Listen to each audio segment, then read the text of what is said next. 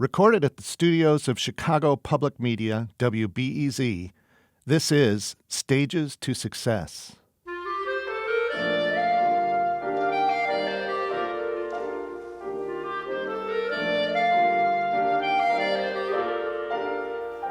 The drive to excel is universal, as is the pride in a job well done. Whether you're staring down a decision maker for a multi-million-dollar contract, a television camera or microphone, a negotiating adversary, or an irate conductor, the pressure to perform can be exhilarating and exhausting. Join me and meet great storytellers from music and business. Today's episode tells the story of Larry Combs, the principal clarinetist of the Chicago Symphony Orchestra for 4 decades. Larry was one of the preeminent symphony clarinetists of the 20th century. He rose from his first symphony job at a ridiculously young age to one of the most prestigious positions in the world. We began by speaking about his young years. So I don't know if you got a chance to listen at all to the episode I did with that biographer of Stanley Hasty. I would love to see that or hear it. It just released last week. The lady was amazing. She did her dissertation on him, and it revealed so much about the guy that I really didn't know. You couldn't really get to know. He wasn't that sort of a person. No. But anyway, I've been dreaming for a year here to get up and tell your story, and from Charleston, West Virginia to the other CSO, the Chicago one. I know that you grew up in that area of West Virginia, and that you started working with that symphony at an age when most kids wouldn't be selling gum outside the place. I was very fortunate. How, as a 13-year-old kid, how did you end up playing in that clarinet section? Was it your teacher's section? What happened? Oh, yeah. This was a community orchestra. Not everyone in the orchestra was paid. Mm-hmm. I certainly never got paid for anything I did there. Okay. But my teacher was a guy by the name of Bill Walsh. Okay. And he, I think he came originally from Chicago. He told me once that he played in the Civic Orchestra. Okay. And so he came to Charleston, West Virginia, and sort of did whatever freelancing one could do there at that time, which was not much. Yeah. But when I started lessons with him, he really made it possible for me to play in that orchestra. It's incredible. And after he left, my next teacher was a fellow by the name of John Crawford, who was a graduate of University of Michigan. And, that whole band culture there was very strong. Yeah, H. Robert Reynolds was that kingdom there. Yeah. And how did these two guys, one from the Civic, and I remember, that I had a book, The Art of Clarinet Playing by Keith, Stein. Yeah, and Keith Stein, and he was a Civic player back when the Civic was sort of like a training ground for professionals. How does a guy from there and from the University of Michigan band, how do they end up in Charleston, West Virginia? What were they doing there to make a buck? Well, I often wondered. I don't think it was very easy. Mm-hmm. And Crawford was, I just think he did a little teaching and a little dance band playing.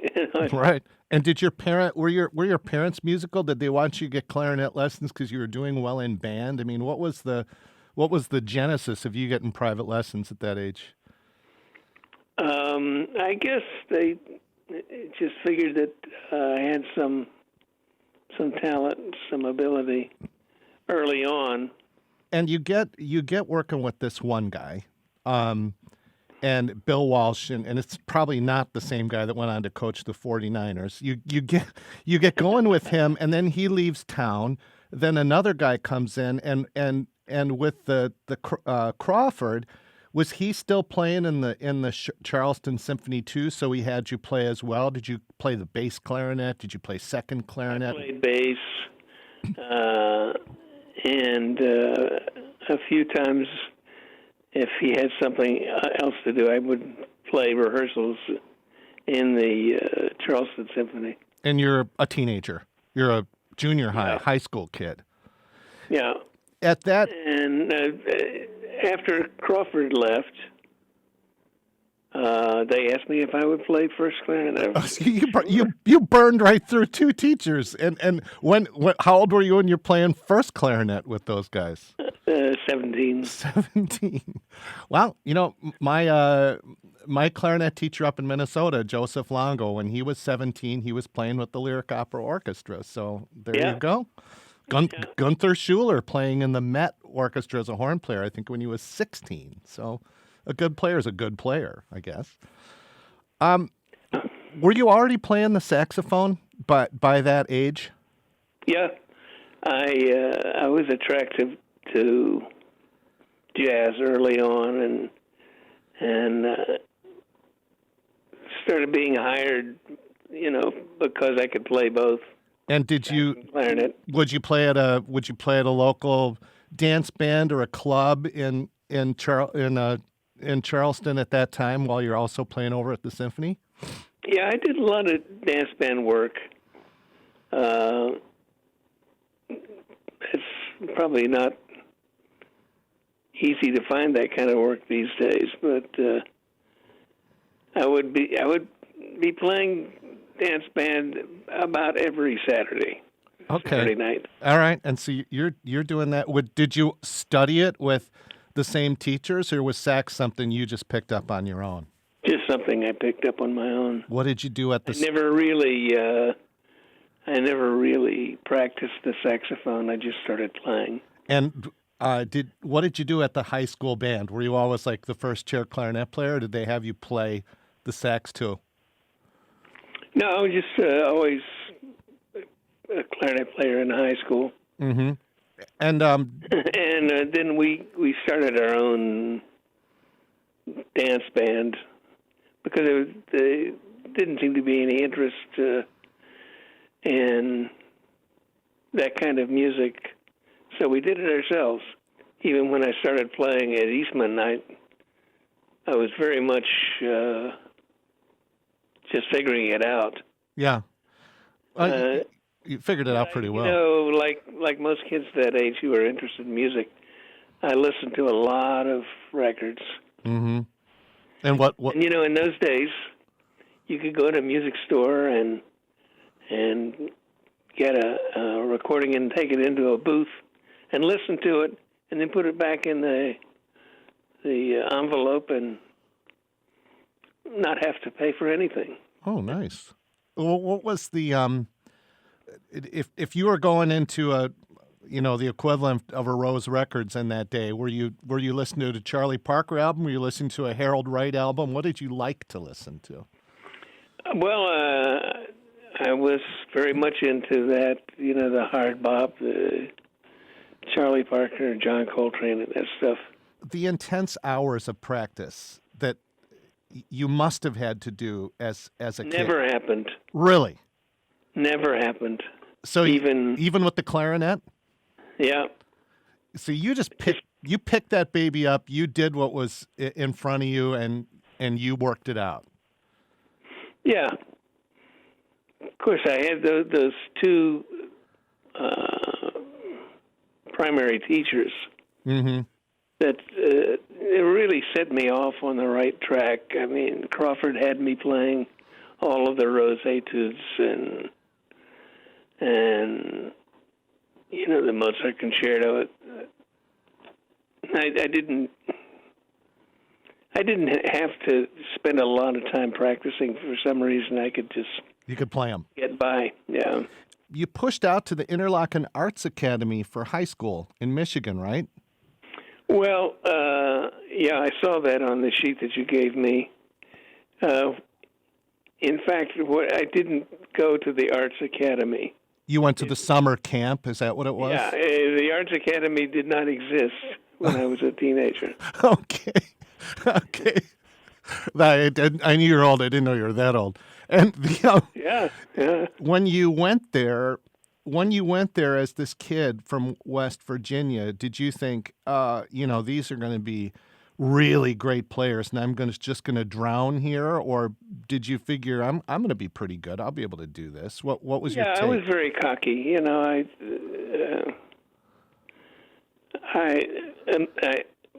When I went to Interlochen, I went for 3 summers. Okay. When I was 15, 16, and 17 years old. All right. There were kids in that section at Interlochen who were just as advanced as I was at that time. Did that shock you? No, I just thought, well, I can play better than that guy, so. Okay. I did, during those 3 summers, I did more practicing. Yeah. And I think I developed my playing as quickly as I could. But I've never been a big practicer. And that comes back to bite me sometimes.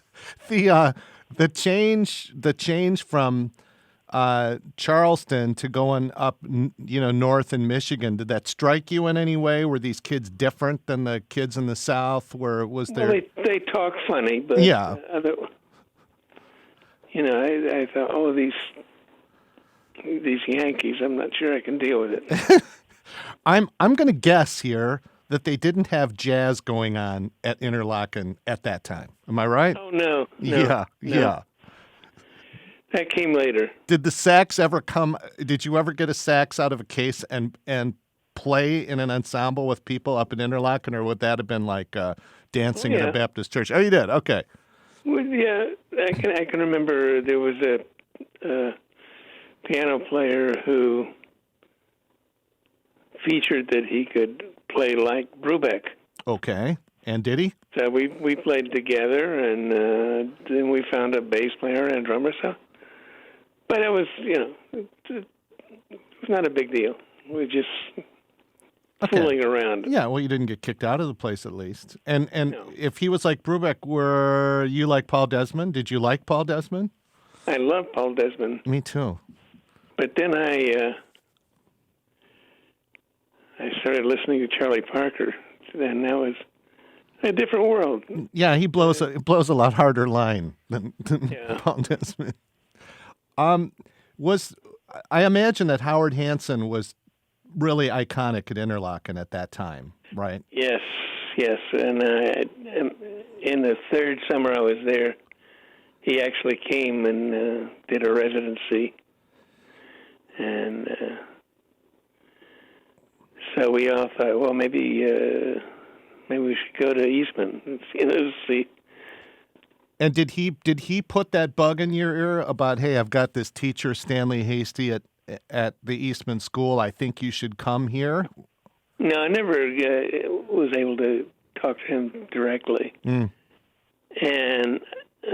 it wouldn't have been part of my upbringing to actually approach a man like that. I wouldn't even have considered trying to talk to him. Really? Were you a pretty shy little boy, or just very proper Southern boy? Was that the deal? Mostly shy, yeah. Mm-hmm.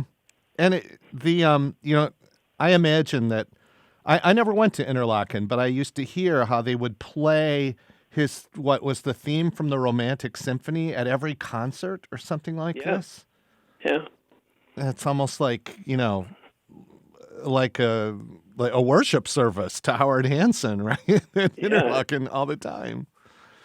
Did you? But, in the 3rd summer I was there, I actually made a a promise to myself that I was going to be principal of the concertmaster of the band Okay. for 8 weeks. And that's when by... you're the concertmaster of the band, Yeah. you have to conduct that excerpt from the Hanson Second Symphony. And that's the concertmaster in a band is the first chair clarinet, I take Right. it. Yeah. And at Interlochen, they're kind of these famous challenges, auditions for that first chair. So did you have to re-audition every week? Every week, yeah. Every week. And did you? Did you win it all 8 weeks? Yeah, in both the band and the orchestra. Good for you. So I was full of it. Well, yeah, you can deliver. That's good. And that was the point. I mean, you're coming back to your high school. This is sort of a recurrent theme I find talking to musicians about the summer programs they go to. It either sets them faster on the track towards where they want to go with a music career, or it's a dead end. I can't compete at that level. But I imagine you're coming back to your high school and thinking, I'm going to take that next step pretty soon. What were the schools on your radar screen or the teachers that you thought, I want to go to college and do this? Well, I only applied at 2 schools. Mm-hmm. One was Curtis. Okay. And I would have studied, I assume, with Gigliotti. Mm-hmm. And the other one was Eastman. Mm-hmm. And in fact, I couldn't do the Curtis thing because they didn't have an opening. Mm-hmm. As you probably know, they only take 4 right wind instruments at any one time. Right. And for our non-music listeners, the Curtis Institute in Philadelphia, it's free. It's tuition free. Right. And then, if you have 3 people that are sophomores and one that's a junior, there's no opening until, 2 years. And that's tough luck. Yeah. And, well, it's, I probably would have, if it had been available, I would have taken the Curtis because my parents didn't have any money. Mm-hmm. And, what did the University of Rochester do for you? That's not a cheap place to go to school. Did they have a good scholarship for you? No, I don't think we had much in the way of scholarship. And what did your dad and mom do for a living? And how did they have to save their nickels? Well, my dad worked for a wholesaling firm in Charleston. That he had a territory that covered most of the state. And, he basically worked on commission. Mm-hmm. And so it was pretty tight. We didn't have much, but I didn't really think about that very much. I knew that they were making sacrifices so I could do this music thing at Eastman. But yep. And what was he wholesaling? What was he selling? Mostly Westinghouse appliances. So that was his gig. My mother had, once I got into school, she realized that we needed to scrape together some money. So she started doing various jobs. She got in, I don't know what to call it, bookkeeping mm-hmm. for small companies. And neither one of my parents graduated from high school. So. Wow. Okay. So they never even got to a high school diploma, and here you are heading off to college. Do you have brothers or sisters? No. Okay. Well, at least they only had to scrape. Lonely. At least they only had to scrape those nickels once. And when you got to the Eastman School, and then your teacher, Stanley Hasty, was your the person you got to listen to because you go to the concerts, and I remember you telling me at my lessons with you that was your biggest influence was hearing him every week. Right. And I would sneak in the back of the Eastman Theater, mm-hmm. And hunker down so that I couldn't be seen because they didn't want students coming to listen to rehearsals, Right. But I actually did a lot of that. Yeah, and it worked out similarly for me getting my master's with you. Hearing you play every week was gigantic for me, and because by the time I got to Eastman to study with Mr. Hasty, he was retired. I didn't get to play. Oh, wow. I didn't get to hear him play, at a master class or something, but he was, very careful and a very different player than what I hear on the recordings, for certain. Yeah. Have you ever heard any of the Pittsburgh Symphony recordings? Oh, yeah. Oh, yeah.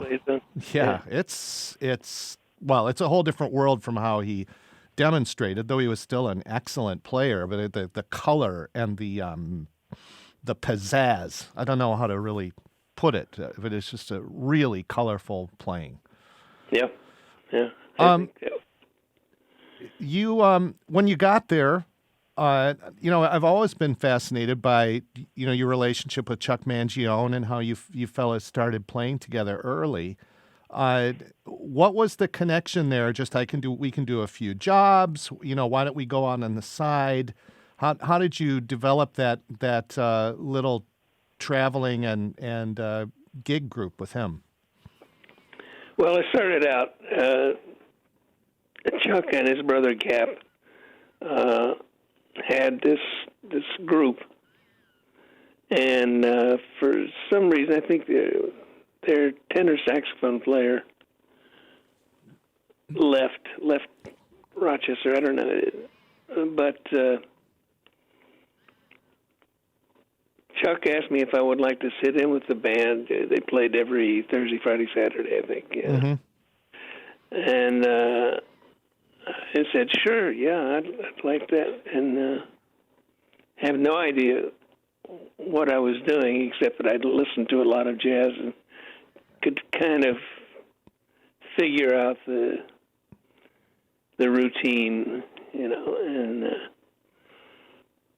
I'd also had few chances to play with pretty good jazz groups back in Charleston. Yep. And, there would be jam sessions every weekend in various places. And I remember once we had a jam session at the airport in one of those big Quonset huts where they did the repairs on the planes. You guys played a jam session in there? Yeah. Okay. Why there? Why out at the airport? I don't know. And the funny thing is, if you had a typical jazz group in Charleston, it always had at least 3 or 4 guitar players. And these guys actually were pretty good. They, think if you can imagine guitarists, they know the theory pretty well. Yeah. Now, was Chuck actually a student at the Eastman School? Yeah. He was. And he would have been a trumpet student, a Sid Meir or something? Yeah. And did people not like it that he was playing jazz, or did he just do it because he could? I think a lot of people liked it. We always had a lot of people. We played in this one club in Rochester, mm-hmm. Which was a sort of a African American club. Yep. Called it was the Knights of Pythias. Okay, I love it. And Knights of Pythias Hall, And we would fill the place up. I mean, a lot of the students from the river campus would come there because it was very close to that. And, I was forced to learn very quickly, what was going to be. And by the time it was 1960, yeah. We made a recording, and that was because you've heard of Julian Cannonball Adderley. Sure. He and his brother came into the club, and he had been working with this company, Riverside, and they were hoping to bring out some new unknown talents. Mm-hmm. That was us. We were unknown. I've got to get that as a link for this off of YouTube or something. Find that. Yeah, I'm sure you won't have any trouble finding it. So it was a Riverside recording with Chuck's. What was it called? Like the Mangione Big Band or something? The Mangione Brothers. Mangione Brothers and Gap. The Jazz Brothers. Okay. The Jazz Brothers. Because Gap used to still play at the nice clubs when I lived in Rochester in the 80s and 90s. And of course, Chuck went on to be, world famous. You told me in graduate school that Mr. Hasty, or our esteemed teacher, was not altogether pleased that you were doing those gigs. I think he was concerned that it would,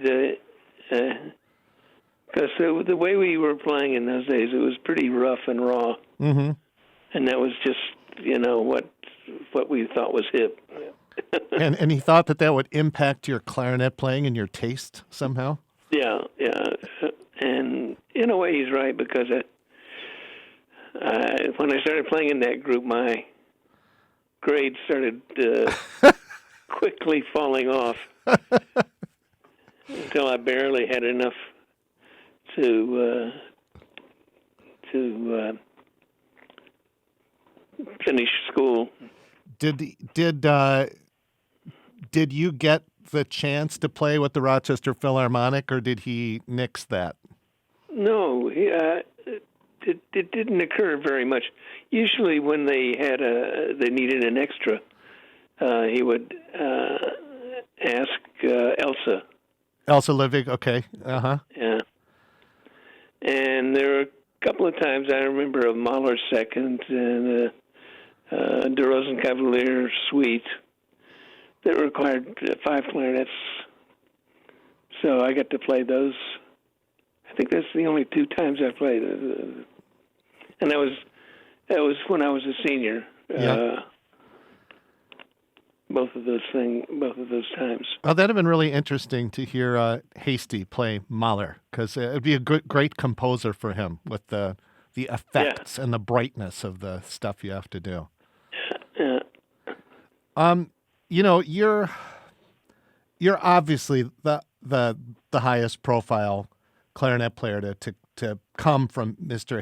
Hasty's teaching. I remember when I went to graduate school to study with you, I told a friend of mine from high school, they said, well, what are you going to do? You're going to get a job now? You're going to graduate school? I said, I'm not going to go out into the real world just yet. I'm going to go to graduate school, and I'm going to study with Larry Combs. And the person said, the mouthpiece? And I said, no, actually, that's a real person. I'm going to study with the man that the mouthpiece is named after. He goes, I didn't even really know there was one.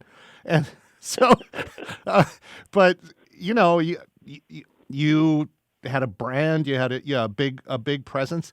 Was there a player that was in school during your years there that was your favorite, that was your idol, or somebody you thought that, getting out of my own skin, that is a player I really admire?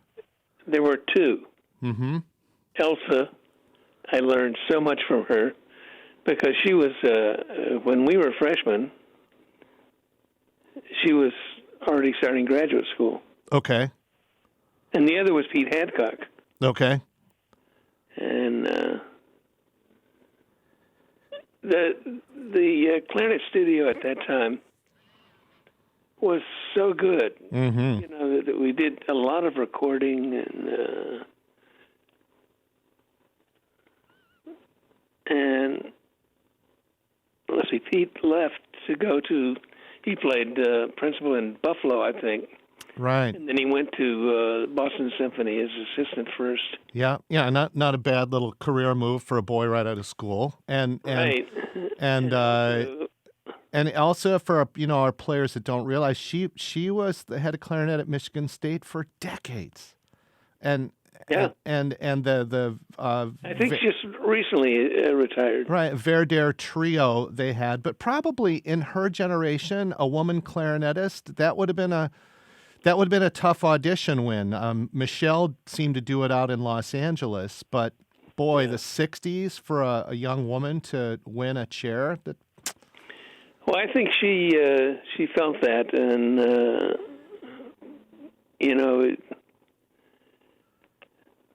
if you consider the time frame, it was not unusual that a very gifted woman would not be taken into an orchestra very easily. Mm-hmm. Mm-hmm. Oh, we did a whole episode with your wife Gail about just that shift in the time in the '70s and how that finally broke. What was it? For the clarinerds that are listening today, what was it about Elsa's playing or Pete's playing that you found inspirational? That what did you take away? I want a piece of that. Well, they both really finished players. There's like they both could do everything well. And of course, you talk about intense practicing. She really did it. I mean, she would be in the practice room at 7:00 in the morning, and so yeah, it paid off because she got the top college job, but she didn't feel that she would ever have a chance at an orchestral job. Right. And with Pete Hadcock, was he another Stanley Drucker? Was he a mega technician on the instrument? Yeah, I'd say so. Mm-hmm. And he kind of specialized in E-flat playing, so that's what he ended up doing in Boston. You toured and recorded with Frederick Fennell, he's the iconic American band director. Do you have an experience, a tour, a recording from those days with the Eastman Wind Ensemble that really sticks out in your memory? Well, I was fortunate enough to be there at a time when they were doing all of this recording. So Fennell's idea is that a wind band should be basically like the wind section of a symphony orchestra. Mm-hmm. The difference being that for clarinet, you couldn't just use two. Usually there were 4 or 6 clarinets. And, pieces like the Granger, Lincolnshire Posey, and, I'd have to look everything up, but a lot of really serious music came out of that. This is your host, John Hunter. If you, your group, your company would like to sponsor our music episodes, you can have an internal advertisement placed in the podcast. Please contact me at John, John, at jhunterservices.com. Stages to Success can be found on TuneIn Radio, Google Play, iTunes, or our RSS feed. The link can be found at www.stagestosuccesspodcast.com. Try telling your Amazon Echo to play it by commanding Play Stages to Success podcast.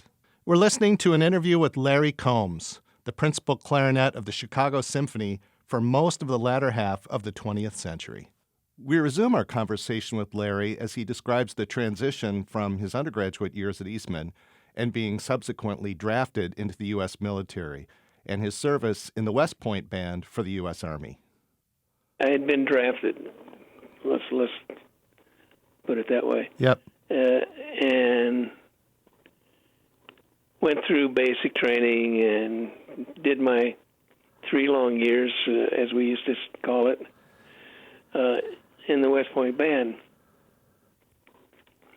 And just at the end of that time, I was able to audition for and get the job in New Orleans. Did you get lessons at Juilliard or anything like that?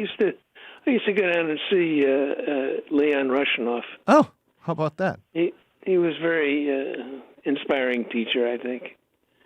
So you got Hasty for 4 years, and then Leon Rushinoff. Yeah. And was my St. Paul Chamber Orchestra teacher Ron Dennis in the section with you then, or Jerry? Oh, yeah. Yeah. I thought that he said that he was in the service band with you, and Jerry Zampino from Syracuse Symphony. Yeah, he was there a little bit before me. Okay, that's a hell of a clarinet section, Larry. But you didn't have to go to Vietnam. Look at the bright side. No, right. But it was pretty close. Because if you don't win the audition, you're going? Is that basically how it works? Well, no, I don't think so. But I got a job in New Orleans as the bass clarinet player in the New Orleans Symphony. I want to hit that New Orleans time because I think I remember you telling me about meeting Pete Fountain. In New Orleans. You got to tell that story.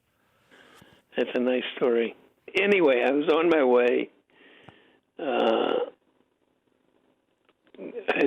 had driven from Nebraska, where my wife was living, and I just happened to get there on the day that they had one of those really horrible storms. Okay, in New Orleans. Hurricanes, yeah. Okay. I think it was Hurricane Betsy at that time. And so I arrived and got in touch with a couple of my friends who were already in the orchestra, and just to get some idea about where to look for a place to live. And it was so near after the hurricane that not too many people were interested in showing me places to live. Okay. So I was getting frustrated because I couldn't come up with what I needed. But I was out by the Lake Pontchartrain, and I just looked at a little apartment there, and I didn't think I could afford. So I was sitting on the bench on the lake, by the lake. I don't know where the lakeside, and struck up a conversation with this fellow. He'd come out to the lakeside to check on his boat. He said, "Fortunately, it's okay. I didn't have any problem." So we started talking, and he said, "What are you doing here in town?" I said, "Well, I'm a clarinet player, and I just got a job with the New Orleans Symphony." He said, "Oh, really? I'm a clarinet player too." I said, "Well, where do you play?" And he says, "I just play on Bourbon Street. I'm Pete Fountain." Did you just about drop out of your chair? Yeah. Yeah. Oh, my gosh. I said, "Is that impossible?" No. Oh, my gosh. But did you must have gone to see Pete play at his club. Sure. Oh, my gosh, Larry. Of all the people to run into by chance. Yeah, right. And I love that he just like, well, I'm a freelancer. I play in clubs. Not like I'm one of the three most famous clarinet players in the world, pal. None of that. Was your next stop the Montreal Symphony? Was that your next audition win? Yeah, yeah. And your boss there, Franz Paul Decker, was the guy you got me a job with overseas. So thanks again for that. Oh yeah, you went to Spain, right? Yeah, to Barcelona with him, thanks to your recommendation.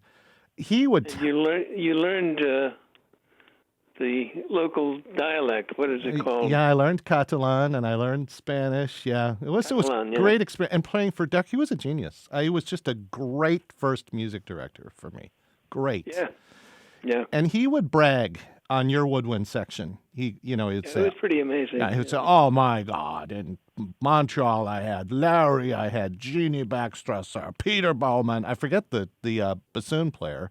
David Carroll. David Carroll, not so bad. Did you all just show up at the same time? This American All-Star team in Montreal? I think basically there was one year that it was just me plus all the original Montrealers, and so the three of them, Peter and Jeannie and David, came at the same time a year after I did. Did they just hate you guys? These young Americans just come in and took over the shop? I mean, I can't imagine. It was. I don't think I would have done it, really, had I known what I know now about the plight of the young French people who couldn't get a job. Right, but... And then you bring these American kids in. Mm-hmm. And the local critics called us the American Orchestra at the Place des Arts. Really? Yeah. Yeah, it's interesting. We got a press release because there were a bunch of us hired by Decker who are young too. We got called his little friends, his amiguettes, that took over in our case, all the assistant principal chairs in his attempt to move people out or retire them early. But what a section and what a stepping stone. How many seasons did you play in Montreal? 5 years. Mm-hmm. And what a guy to learn the Beethoven symphonies with, to play the Strauss waltzes with, oh my God, the opera repertoire. He was just amazing. Is there one series, a recording, anything that sticks out to you from your Montreal years that was particularly exceptional? Well, I'd never learned or had any experience with Bruckner. Mm-hmm. And Decker, I think, considered himself a Bruckner expert, and he was. He was. And I love that. I love that music. I love playing Bruckner. Mr. Hasty actually used to make fun of me. He said, "Oh, you got Mahler to listen to, and you listen to that boring, long stuff." I was like, I really like it. You came to the Chicago Symphony first when you won the assistant principal clarinet. That was an E-flat / assistant job, right? Right.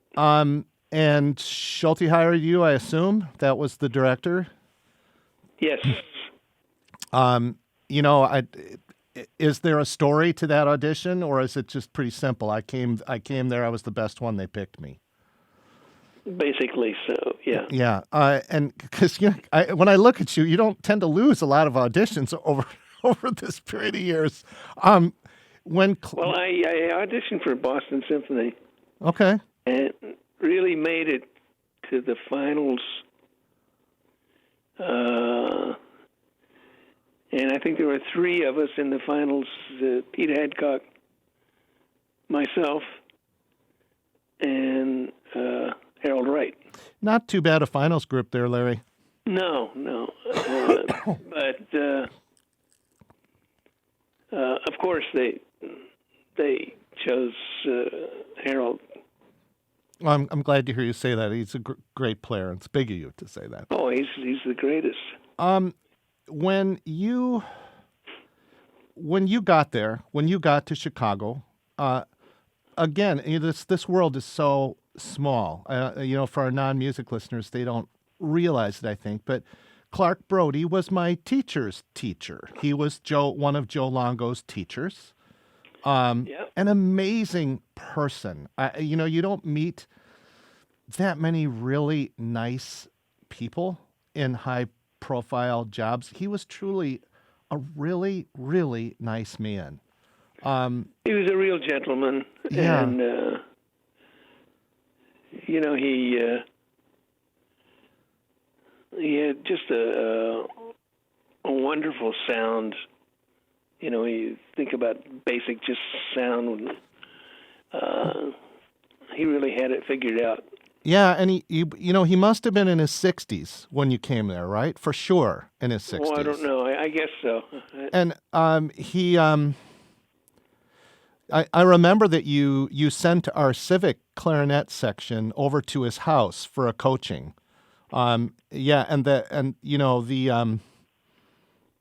Just the gentlemanliness of him came through. I loved playing for him. What's a particularly fond personal memory you have of being his assistant principal for those years? Wow, that's a tough one. The thing that I always have to, when thinking about Clark, is that at a time when I had been, is another audition, I had been offered the Cleveland job. He took me aside and he said, if you take the Cleveland job, I'm sure you'll enjoy it. And it's a fine orchestra. He said, but I'm thinking of retiring next year. And he said, maybe you'd like to think about,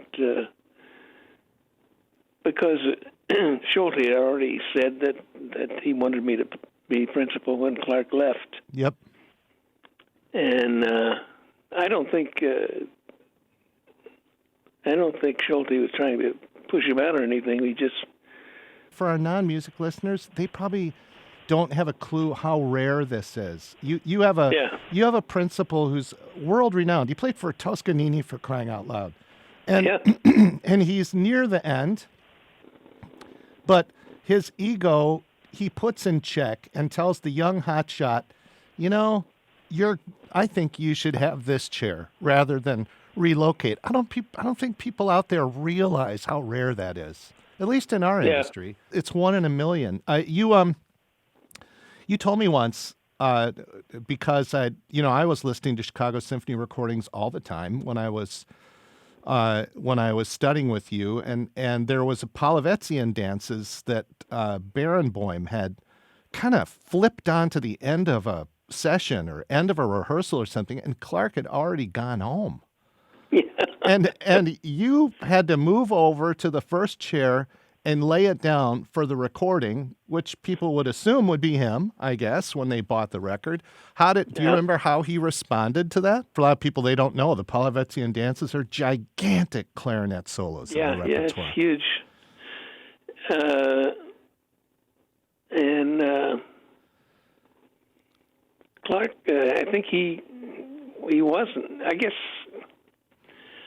I think they started the session with that, and then took a break, and Barenboim wanted to make sure so he put on the second half of the rehearsal or the recording session a piece that I was playing already in the orchestra, and Clark had gone home. He thought he was free. Yep. So, there I was. And he didn't bat an eye, I bet. He said, "Oh, good for you." Probably. Oh no, he was gone. Yeah. And for halfway to Evanston. yeah, and for our listeners, they're not going to realize this. Daniel Barenboim was making these recordings with the symphony decades before he became music director. It was at the very beginning of when he was starting to wave a baton instead of play the piano. Right. Yeah. When it did come time, and you took the principal position, and Clark retired, was there any strain in your relationship? You both would have been teaching up in Evanston at that time, seeing each other. We both were at Northwestern. There was absolutely no problem with that. Yeah, it's. I think it's a real lot of people testament. tried to make it out that I had stepped on his toes, but it wasn't an issue at all. Yeah, well, it speaks volumes. By the time I got there in the mid '80s, you were definitely the centerpiece of that woodwind section. Just being the younger person, right on the heading towards the top of your career. You had Willard next to you, who had Willard Elliott is probably 3 or 4 decades had been the first bassoon. You had Donald Peck at least 3 decades in the first flute chair. Ray Still probably 4 decades in the first oboe chair. How did you experience being the young stud working with those guys? With it, they had Clark. They had their quartet for ages. How did that pan out for you? Well, again, I think there were some people who seemed to think that it was not fairly done because I never played an audition for that job. Well, but that was how your contract worked then. Yeah. But, I actually almost would have preferred. Of course, I did have to play a final audition and play in the orchestra before they actually gave me the job. So. Mm-hmm. Well, did the old guys ever hold that over you? Hey, you didn't earn this, pal? Did you ever get that? No. I mean, if I did, I certainly would have ignored it. And they were, they had their own idiosyncrasies. A couple of those guys didn't get along at all. But you wouldn't know from sitting out there and just watching. You four worked really well together. Yeah. It was really, really interesting.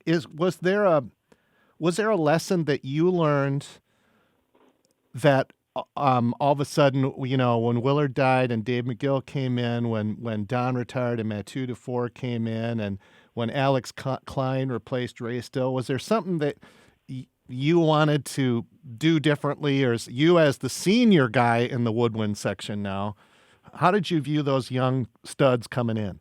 How did you be their mentor, for lack of a better word, as the old man in the woodwind section? That was just not ever a problem, never considered. Mm-hmm. I mean, it was sort of an unwritten rule that you don't mess with your colleague in interpretation or execution. Right. No, I never thought that was a problem. Yeah, and you just they all fit in. You felt they all fit in playing wise so well that when I heard your quartet, you, David, Mathieu, and Alex, I thought I came in the late '90s to a concert, and we were playing in Syracuse at that time. Karen and me, I thought that right there are the 4 best first chair woodwind players in the world. That's the best quartet of them. And the amazing thing in the industry is here we are in 2018, and where you went through the 70s, 80s, 90s, and early 2000s, we're in 2018. David McGill is retired, Mathieu Dufour is over in Berlin, and Alex Klein is retired. It's astounding that your longevity and the guys before you was 4, 5, 6 decades for Ray. I never thought about that, but you're right. Yeah, but you know what? It's kind of true across the entire business spectrum too, and people don't stick with companies. Nobody says he's a company man and he's been there 50 years. Nobody. That doesn't happen anymore. Did you ever look back at Chuck Mangione's career, the improv work, the clubs, the Grammys, the pretty highbrow recording life he had in jazz, and feel like you missed it? Or did you do just enough of it that you wanted to? Well, I through all those years, I featured myself as being very busy, and I was. You were. And sometimes I wish I had done a little bit less. Mm-hmm. Because, to balance a performing career with family, and, it's not the easiest thing to do. Yeah, especially when you got asked to do everything, dude. I remember people would ask you to go to Japan and teach there and do this and do that. Did you feel like you missed a chance with jazz, that you missed an episode? No? Okay. No, I think I was smart enough to realize my limitations. Yeah. And for example, in the Mangione band, as it was when I left it, the other saxophone player was Sal Nistico. That's not bad. From Syracuse. Yeah, that's kind of like Mickey Mantle replacing Joe DiMaggio. Okay, I'm with you. That's not a bad trade. But no, I was never anywhere near a guy like that. Yeah. So you have this great, looking back at this career, that you go from the CSO of Charleston to the CSO of Chicago Symphony. Is there a pinnacle moment? I know what I put down on my questions to you, because I remember you touring with the Corigliano Concerto in like your second set of performances. Or was there a set of concerts or a recording that you look at and you just say, that was it? That, for me, that was the highlight right there. I've always thought this, not sure it was correct, but we did some recordings of, for example, the Schubert Rosamunde music with Levine. And as far as the way I would want my playing to be heard, came through on that recording. I'm going to put it as a link for sure. Yeah, take a listen to that, because I think that's about as the best I could do. Yeah, and it's such a rewarding score to play. It's so perfectly scored for us, and it's the balances and I remember Hasty saying exactly that. He said, if you get a chance to play this Rosamunde, it's really beautiful. And it just, I don't know, it feels like being put in a beautiful painting, and you're featured, and it does. It's a really rewarding score. Now, now that you're retired, you're not actively playing anymore. Do you still like to listen to music at your house? Do you put on music? And if so, what is it? What do you just love to listen to that makes stuff come together for you? You mean in the orchestral and classical? Anything, No. anything. What albums do you put on now? What CDs, what MP3s do you play that just gives you joy to listen to? Well, I have a little FM radio next to my bed. Yeah. And the other night I heard, what is the Mahler piece that has a tenor and soprano? The Das Lied? Das Lied von der Erde. Yeah, it really touched you. And I listened to the whole thing, and it was so incredibly beautiful. Yeah. Because I hadn't heard the piece for a long time. Yeah. We made a recording of it back in Well, 5 or 6 years ago. yeah, I mean, I'll put it on there. I feel like I'm only 56, but not having played in a symphony now for 15 years. I feel like my career is over. But I play the horn every night. Really? Yeah, I do. 20 minutes or so. You're always learning a new concerto or whatever, and it's like, well, one, I worked hard to get to that level, but two, it kind of like helps me shuffle the cards in my brain. I run a business, I run a company, and I feel sometimes like, oh, I'm running just getting by the skin of my teeth. There's always so much out of my control. But when I pick up that clarinet, and a lot of it's because of your teaching, Larry, I pick it up and I feel like that makes sense. I can do this. I can quantify this. And it gives me great peace to play. And if you would have told me that I would go to seek peace and relaxation at the end of the day by picking up my clarinet and working on hard stuff, if you'd have told me that 30 years ago, I would have told you you're out of your mind. I get enough of that at work. Thank you very much. But I don't know if you still play. Well, it's. I'm at a point where I'm trying to decide what to do, but maybe I'll use your method. Yeah, 20 minutes at the end of the day. 20 minutes, just because shuffles the cards. I live with this horn player. Yeah, she's always practicing. Always. I heard.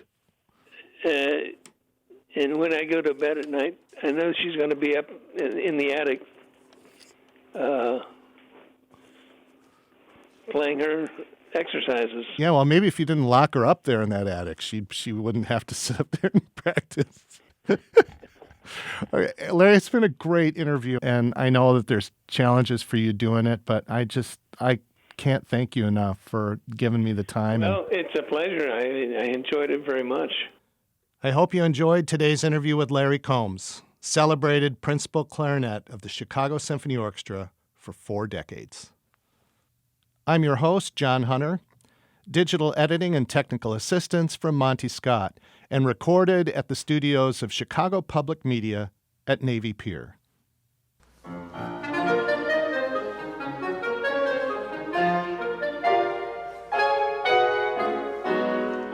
Join us again for people and stories from the worlds of the symphony orchestra and commercial real estate for our next episode of Stages to Success.